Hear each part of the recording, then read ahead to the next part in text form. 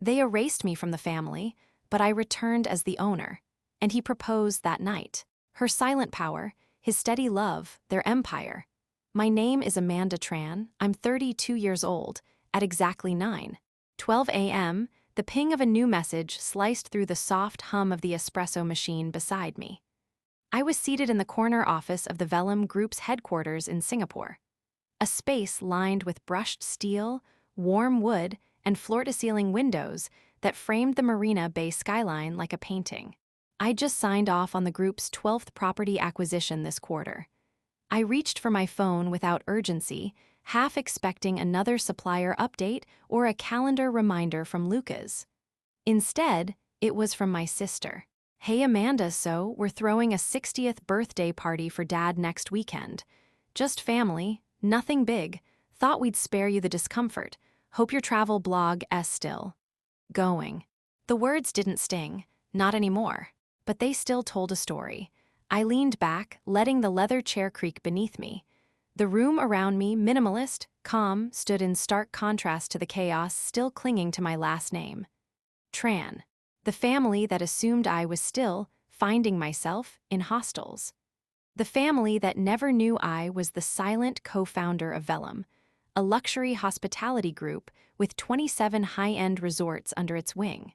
Or that I'd built it alongside someone they all thought had ghosted me years ago. Should I order in lunch, or are we disappearing to Bali again? A voice teased behind me.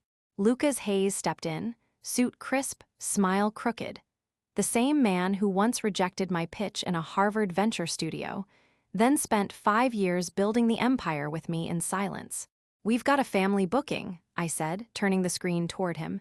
He scanned the message. His expression didn't shift much, just that small, knowing nod. "Royal Ocean Villa." I nodded, "And we're not revealing yet," he asked. "Not yet. Let them come thinking they got a corporate favor," I said. "I want the truth to hit all at once." He stepped closer, setting down a folded document on my desk. "The acquisition of King's Edge Hotels is final. Wires confirmed." A tiny smile played at my lips. King's Edge was my father's pride, the family chain. Comfortable, middle tier, safe. Now it was a brand under Vellum's economy portfolio. "Book the family under one of the new alias accounts," I added. "And prep the dinner pavilion. I'll host." Lucas raised an eyebrow. "You sure? That's a bold play." "I don't want revenge," I said, folding the phone back into my bag. "Just clarity and maybe one unforgettable dinner." He paused, then added quietly, "I'll be there, wherever this leads." I looked at him, this man who once underestimated me and now trusted me with billions. "I know." And with that, we both turned back to the plans. Dinner wouldn't just be a birthday, it would be revelation. By noon, the resort team in Maldives had confirmed the family's arrival time 3:45 p.m. this Friday, via private seaplane. I forwarded the itinerary to Lucas, along with a short message. "Operation Dinner Surprise is officially live." He replied with a single emoji, but something in the guest list made me pause.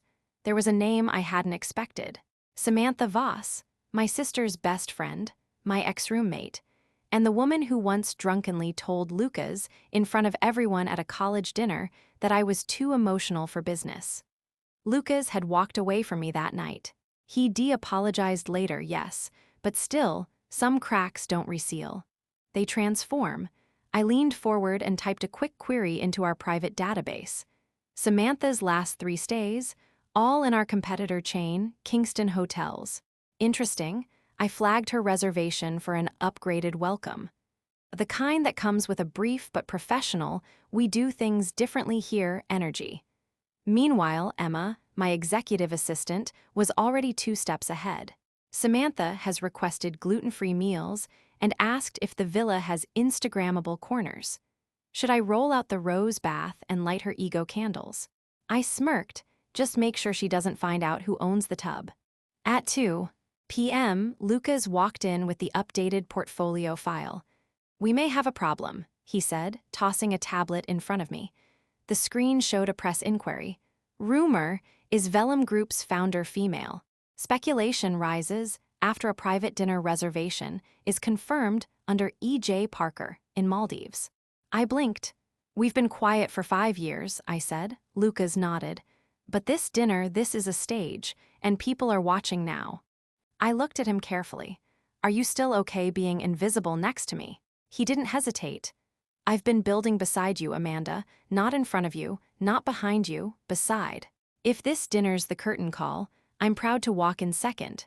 The room fell silent for a beat, then I picked up the phone. Emma, change of plan. Yes, Miss Tran. Tell the villa chef to prepare a double tasting menu. Allergies? No. Just prepare for an audience that will taste both regret and surprise. That night, under the violet sky of Singapore, I looked over the finalized guest list again. My family, their entourage, their pride, and me, not as the black sheep, but as the architect of the table they would sit at. The one they never thought I'd be able to afford, let alone own. This wasn't just a dinner anymore. It was a reveal 5 years in the making.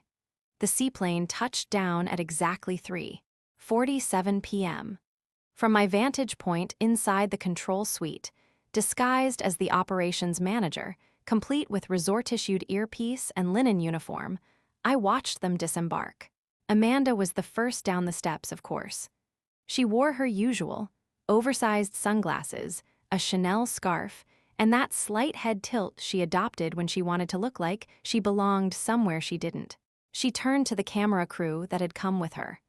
Apparently, she was vlogging this trip as a deep dive into luxury from an industry expert. I almost laughed. My father followed, pulling off his blazer like he owned the humidity. My mother, critical as ever, scanned the welcome staff as though choosing produce at a market. Then came Samantha Voss, smiling, posing, commenting to Amanda loud enough for the mic to catch. I heard the owner's some elusive male billionaire. Maybe we'll meet him. I turned away from the monitor and smiled to myself. At the lobby, Emma greeted them with the kind of poise you only get from managing royalty and billionaires on a weekly basis. Welcome to Grand Azure. Your Royal Ocean Villa is ready. Perfect, Amanda said, brushing imaginary dust off her sleeve. And the owner's assistant, Sarah, was it? Will she be giving us the full tour? Yes, Emma said with a glint in her eye.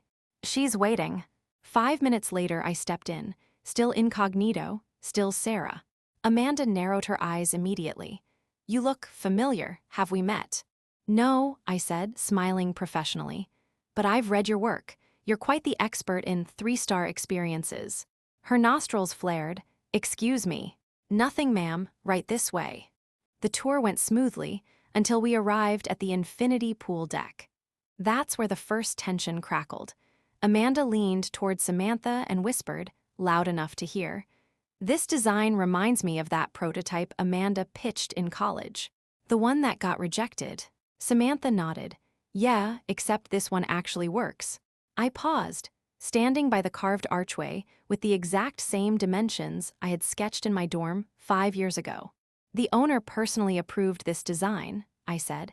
She has a keen eye for what works. That's when Amanda froze. Her eyes scanned me again, sharper this time, like she was piecing something together but didn't know what she was looking at. Then came the twist. "Sarah, there you are," a deep voice called behind us. We turned. Lucas, dressed in tailored cream linen, tan loafers, and the relaxed confidence of someone who had nothing to prove, because he already owned the boardroom. My breath caught, not because I didn't expect him, but because he fit this world so effortlessly. Amanda blinked. "Who's that?" Emma stepped forward like it was rehearsed. "Lucas West, angel investor, co-founder of Vellum Group." Amanda almost dropped her glass. "Wait, Vellum, as in the parent company of Eclipse Luxury Resorts." Lucas extended a hand to Amanda. "Pleasure, we've heard quite a lot about you." I could see the gears grinding behind Amanda's polished facade. Her eyes bounced from me to Lucas to Emma. "Wait a second, what's really going on here?" Lucas turned to me. "Should we tell them or wait until dessert?" I smiled, stepped into the sunlight, pulled off the name badge that said Sarah Guest Relations, and met Amanda's eyes fully for the first time in years. "Amanda," I said calmly, "welcome to my resort." The dining pavilion floated like a dream. Built on a private platform above crystal waters, Its glass floors glowed with soft reef lights beneath. Chandeliers dripped from the ceiling like frozen fire, and the long table was set with hand-blown crystal, gold-rimmed porcelain, and white orchids flown in from Chiang Mai that very morning.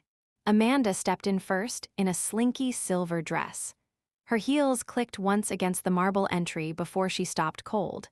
The mattered smiled. "Welcome, Ms. Kingston. You'll be joined shortly by Miss Parker, the host of this evening's celebration." Amanda turned slowly. "Emma Parker, our Emma Parker." Samantha gasped. My mother lowered her flute of champagne. "The blogger," she said, incredulous. "The dropout," Amanda snapped. Just then, Lucas entered, calm and confident, dressed in a dark jacket, no tie. "She'll be here in a moment. She just stepped away for a final call." He poured himself a glass and took his seat, at the head of the table. My father's voice had that managerial rasp again. "And you are Lucas West, partner at Vellum Group, and Emma's co-founder." The silence rippled like thunder underwater. When I entered a minute later, in a cream-white gown, simple and radiant, I didn't need to say a word. They all turned, eyes wide. My mother rose halfway from her seat. My father's lips parted, but no sound came. Amanda dropped her fork. "Emma," she said, barely above a whisper. "But how?" I walked to the end of the table and smiled. "Thank you all for coming to celebrate Dad's birthday. I hope you're enjoying the villa." Amanda laughed in disbelief. "You're not serious." I raised my glass. "To family, and to finding your place, even when no one believed you had one." Dinner was a blend of French, Thai fusion, and awkward silence. The sommelier poured $3,000 vintages like water. No one commented on the food. Everyone stared. Then I slid the acquisition documents across the table. "As of this morning," I said softly, "Kingston Hotels is under new ownership. Consider this a birthday present, Dad." My father's hands trembled as he read. Amanda yanked her phone out, started Googling. "Emma Jane Parker, Vellum Group, Eclipse Resorts, wait, 6 million followers." My mother blinked. "You bought us." "I did, technically through Vellum. But yes, you now work for the daughter you didn't invite to dinner." And then, just when the shock began to settle, Lucas stood. He took something out of his pocket, a small velvet box. He turned to me, eyes soft. "You once said, 'I'll marry you the day I prove I'm not just here to save you, but to build with you.'" I froze, everyone froze. "Emma Jane Parker," he continued, kneeling beside my chair, "we built this empire together, but I built my life around you. Will you marry me?" The world went quiet. Even Amanda forgot her ego. I nodded through a teary, disbelieving smile. "Yes," I whispered. He slipped the ring on, and the chandeliers above us seemed to glow brighter. The next morning, the sun rose over the Maldivian horizon like it was applauding. I stood barefoot on the terrace of my private villa, coffee in hand, watching the seaplanes land in neat choreography. From the pavilion where it all unfolded last night, the table had already been cleared, but the aftershocks still rippled through the island. Inside, Lucas was reading the early news wires, shirt unbuttoned at the collar, tie draped over a chair. He glanced up at me and smirked. "Your front page in 3 time zones." I raised an eyebrow. "And what title did they give me this time? Runaway daughter turned corporate queen." He turned the tablet toward me. "The reclusive founder behind Eclipse Resorts reveals identity at her father's birthday." Below the headline, the cover photo captured everything. Me in that cream dress, toasting under chandeliers. Lucas at my side. Amanda looking like she saw a ghost. Emma Jane Parker. The name was no longer a footnote in luxury hospitality. It was the headline. Inboxes across the industry were flooding, Condé Nast, Forbes, Harper's Bazaar, even a viral TikTok from one of the guests.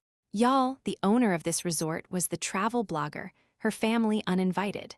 Within an hour, Emma Parker was trending on X and LinkedIn. Amanda tried to call. Twice. So did my mother. So did someone from Kingston Hotels PR, asking for clarification on transition of leadership. I sent them the press release I'd written 3 weeks ago, titled, "Eclipse Acquires Kingston Hotels, a Strategic Move Toward Market Diversification." Subheading, led by co-CEOs Emma Parker and Lucas West. I CC'd Amanda for good measure. In the early afternoon, a handwritten note arrived at my villa. From Dad. Folded neatly in an envelope marked only with my name. Emma, I underestimated you. Not just your business acumen, but your dignity. Last night, you had every chance to humiliate us. Instead, you gave me a birthday dinner I'll never forget. I don't know what your plans are for Kingston hotels, but if you'll have me, I'd like to help build what's next. Dad. I sat quietly for a long moment. Lucas came up behind me, wrapped his arms around my waist. You okay? Yeah, I nodded. Better than okay. That evening, we walked the shoreline barefoot. No photographers, no suits. Just me and the man who once rejected my first pitch, only to double down on me when everyone else walked away. Do you ever regret it? I asked. Not saying yes the first time. He laughed. Only every day until I said yes the second time. I smiled, then stopped. The waves lapped gently at our feet. What about a third time? He turned, paused. Third time. I reached into my satchel and handed him a small envelope, my own handwritten note. Dear Lucas, thank you for seeing me when no one else did. For saying no when you didn't believe. And saying yes when it mattered most. You've been my partner in every blueprint, every villa, every battle. But I want you to be my partner in something bigger. So, will you marry me, Emma? His jaw dropped. Wait, are you proposing to me right now? Technically, yes. He didn't even respond with words, just picked me up and spun me in the ocean air. God, I love you, he said finally. And I love you, I whispered. 3 weeks after the birthday dinner, I stood in the boardroom of Kingston Hotels, now my boardroom. The familiar mahogany table was polished to a nervous shine. I recognized most of the faces. Some had once patted my head dismissively during meetings. Others had voted to cut off my inheritance. Today, they waited in silence as Lucas clicked to the first slide of the presentation. Kingston Hotels, the rebirth strategy. I took a breath and stepped forward. Let me begin by saying this. We're not here to modernize the old Kingston hotels. We're here to bury it and build something far greater in its place. Silence, then a slow, stunned shifting in seats. We laid out the plan. A new mid-tier luxury brand named Horizon by Eclipse. Modern, sustainable, digital first. Same roots but an entirely new soul. The logo, a rising sun above an ocean line, subtle but poetic. We retained 70% of the Kingston staff, retrained, not replaced. Invested in local sourcing, upgraded every thread, every plate, every app. Amanda, she was offered a choice. You can remain VP of Guest Relations, I told her. But you'll be reporting to someone you once ignored, Camilla, our new Director of Culture. Amanda blinked, the intern. The intern who now speaks 5 languages and just negotiated our Bali expansion. For the first time, she said nothing. As for Dad, he showed up every day for 2 weeks early, no title. Just showed up. With coffee and notebooks. You don't owe me anything, he said once. But I'd like to learn from the girl I dismissed. I didn't say anything. I just handed him a copy of the new employee handbook. 3 months later, Horizon by Eclipse launched its first rebranded location, in Rome. At the opening, I didn't speak. Lucas did. Then he turned the mic to me for the final toast. I looked around the courtyard, candle-lit tables, staff laughing with guests, my father clinking glasses with the new operations director. Then I raised my glass. Legacy isn't about who hands you the key. It's about what you choose to build with your own 2 hands. This, I gestured around us, this isn't my revenge. It's my return. To show that dignity, vision, and a little bit of strategy can turn any exile into an empire. The crowd applauded. But behind them, at the edge of the balcony, I caught a glimpse of something far more powerful than applause. My mother. She hadn't said much since the birthday dinner. But now she gave me a small nod, quiet, tearful, real. Forgiveness, maybe, or just recognition, and that was enough. Later that night, Lucas wrapped his arm around me as we looked out over the city. From blogger to boardroom queen, he whispered. From ghosted guest list to owning the venue, I smiled. He kissed the top of my head. So what's next? I laughed softly. Legacy, but on our terms.